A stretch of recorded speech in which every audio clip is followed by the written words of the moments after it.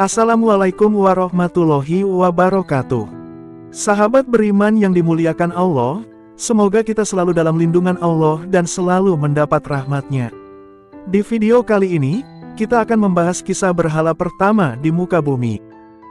Berhala adalah suatu patung atau benda yang disakralkan, disucikan dan disembah. Dalam KBBI, Kamus Besar Bahasa Indonesia, kata berhala bermakna patung dewa, atau sesuatu yang didewakan yang disembah dan dipuja. Berhala juga dapat memiliki arti makhluk atau benda, matahari, bulan, pohon, hewan, malaikat, orang saleh baik yang hidup maupun mati, yang disembah selain Allah Ta'ala. Berhala merupakan sumber dosa yang paling besar dan terburuk, yaitu kesyirikan. Bahkan, berhala pertama di bumi yang dijadikan sesembahan bukanlah benda langit, alam, atau hewan, melainkan penyembahan terhadap orang-orang saleh.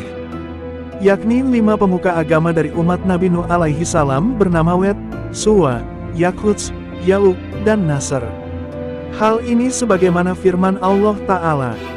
Dan mereka, kaum Nabi Nuh, berkata, "Jangan kamu sekali-kali meninggalkan sesembahan-sesembahan kamu, dan, terutama, janganlah sekali-kali kamu meninggalkan penyembahan." Wed, Suwa, Yaquts, Ya'uq, maupun Nasr. Quran Surat Nuh, ayat 23. Ibnu Abbas radhiyallahu anhu mengatakan, ini adalah nama-nama orang saleh dari kaum Nuh. Ketika mereka meninggal, setan membisikkan kepada kaumnya, "Buatlah patung-patung di bekas majelis-majelis pertemuan mereka, sebagai simbol dan untuk mengenang kesalehan mereka, kemudian namailah patung-patung tersebut dengan nama-nama mereka."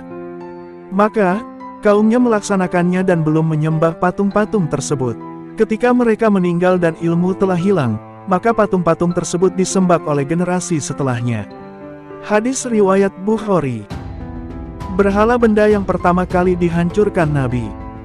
Ketika peristiwa Fatu Makkah, pembebasan kota Makkah, benda yang pertama kali dihancurkan Nabi Shallallahu Alaihi Wasallam adalah berhala, agar tidak dijadikan lagi sebagai sesembahan.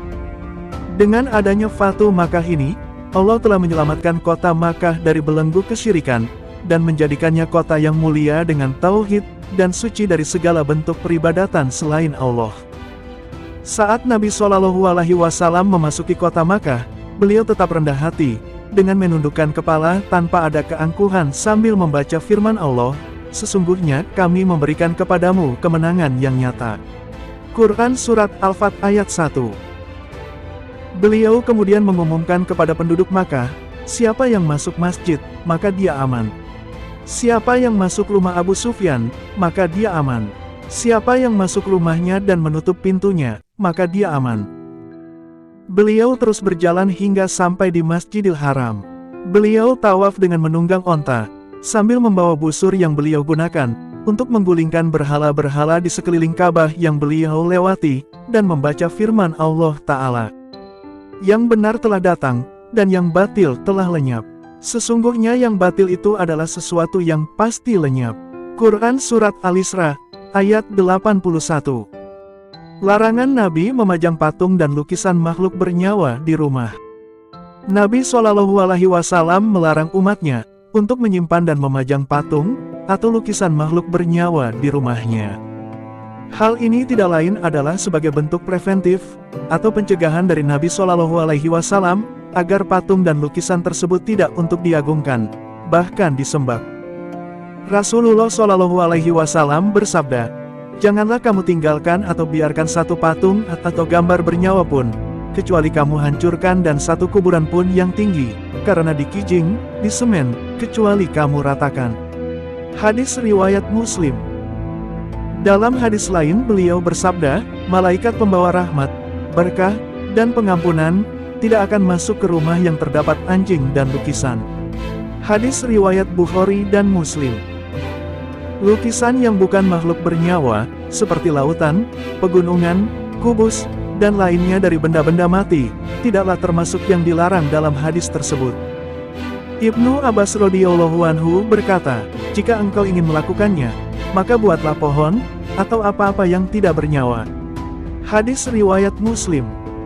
Di antara faedah yang dapat kita petik dari penjelasan mengenai berhala di atas adalah, bahwa berhala yang menjadi sumber kesyirikan pertama di muka bumi terjadi karena adanya pengkultusan terhadap orang saleh dan sikap berlebihan kepada mereka. Semoga kita dijauhkan sejauh-jauhnya dari perbuatan syirik dalam berbagai bentuknya. Karena perbuatan syirik adalah dosa besar terhadap Allah Subhanahu wa Ta'ala. Sahabat yang dirahmati Allah, itulah kisah berhala pertama di muka bumi. Semoga dengan kisah ini, kita semua mendapatkan ilmu yang bermanfaat dan menambah keimanan kita kepada Allah Subhanahu wa Ta'ala. Amin. Wassalamualaikum warahmatullahi wabarakatuh.